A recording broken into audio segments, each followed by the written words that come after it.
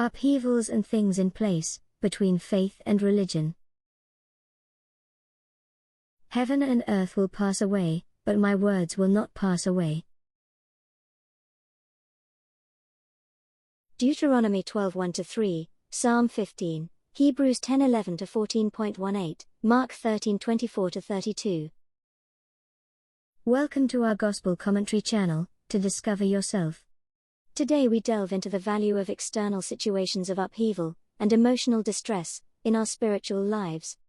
Conditions that do not mortify, but rather accentuate the personalism of the journey, for an ecclesial growth as well.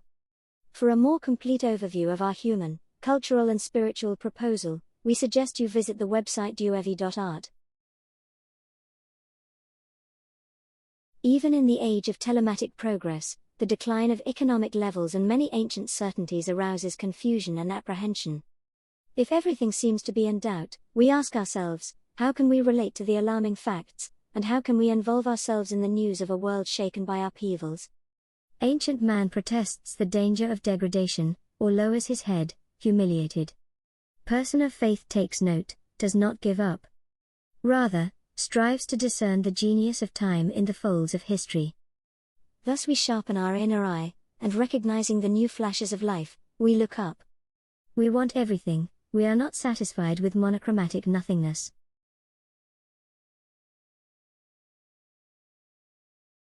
At the time of Jesus, the apocalypticists believed that world events were going to get worse.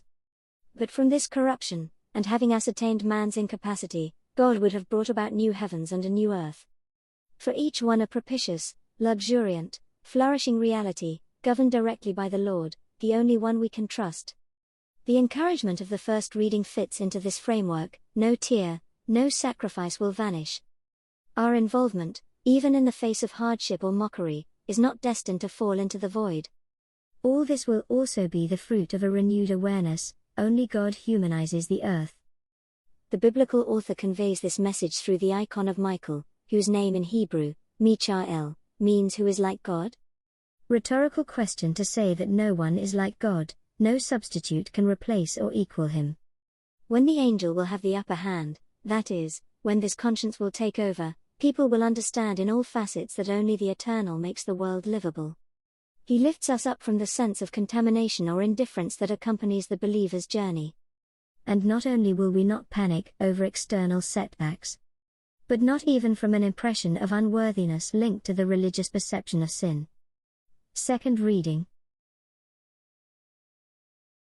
Calamities, upheavals, insecurities, in Christ will be perceived not as alarming and worrying facts, for the drama of a dying world that would drag us towards corruption, but also as times and places that are favorable to solving real problems.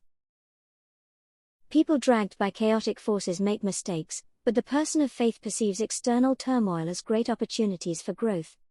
The apostle does not allow himself to be gripped by the pangs of a vital birth. He lives the discomforts, transforming them into energy, shaped in occasion of therapy, growth, and return to the essential. Here the apparently adverse protrusions become the reason and driving force of exodus. A journey that cannot be undermined by the anguish of imperfection. In this way, both the generically pious man and the person animated by faith can be considered mothers and fathers of the future. But with one substantial difference: turmoil of reality is an opportune moment to discover new inner strengths. If habit has suffocated us, providence intervenes by throwing everything up in the air, because it sees us as arid. For this reason, the authentic believer is always one step ahead and is different from the one-sided, devout or sophisticated pious man. He puts neuroses in the background, and does not wait for the future, nor delegate it, but reads it, anticipates it, builds it. It embodies the prophecy.